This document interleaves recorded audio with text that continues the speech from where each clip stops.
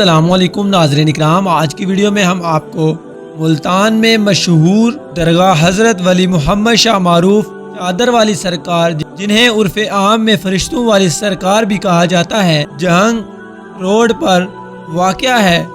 حید محمد والا کے قریب یہاں کے عقیدت مندوں کے مطابق بار بار شب میں فرشتے مزار کے گرد آتے ہیں اور اسی وجہ سے اسے یہ نام ملا ہے۔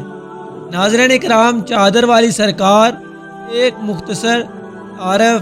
حضرت ولی محمد شاہ چادر والی سرکار کی درگاہ مشہور تصوف مرکز ہے، جہاں ہر سال نہایت عقیدت و احترام کے ساتھ عرس منایا جاتا ہے۔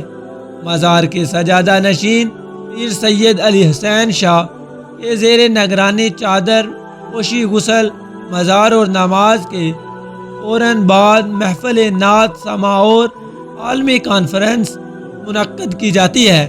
ناظرین کرام، عرس کے دوران ملک و قوم کے سلامتی، اتحاد اور خوشحالی کے لیے خصوصی دعا اور قرآنی کلمات بھی پڑھے جاتے ہیں۔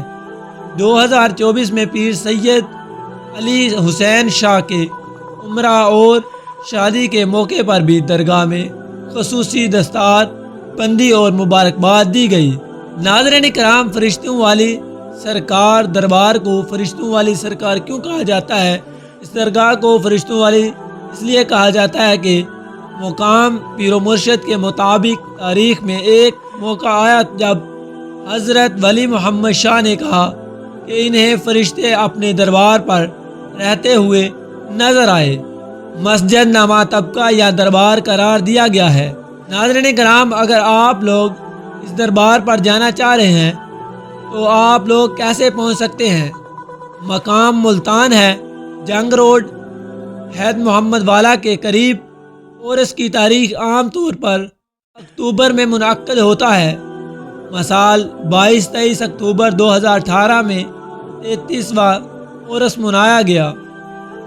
ناظرین کرام، مشہور پروگرام صباحی وقت غسل، مزار اور چادر پوشی، عصرین یا عشاء کے بعد محفل نماز سماع، روزمرہ دستار بندی، قرآن و خوانی اور دعا۔ ناظرین کرام، آج کی ویڈیو میں ہم نے آپ کو ملتان میں مشہور ایک دربار، جس دربار کو فرشتوں والا دربار کہا جاتا ہے، فرشتوں والے دربار کے نام سے مشہور ہے، آج کی ویڈیو میں ہم نے آپ کو مکمل تفصیلات کے ساتھ ان کے بارے میں بتایا۔ امید کرتا ہوں آپ کو ویڈیو پسند آئی ہوگی۔ ویڈیو کو لائک، کمنٹ اور چینل کو سبسکرائب کریں اور اپنی فیملی ممبر کے ساتھ ویڈیو کو شیئر کریں۔ ملتے ہیں ایک نئی اور اچھی ویڈیو کے ساتھ، تب تک کے لیے اللہ حافظ۔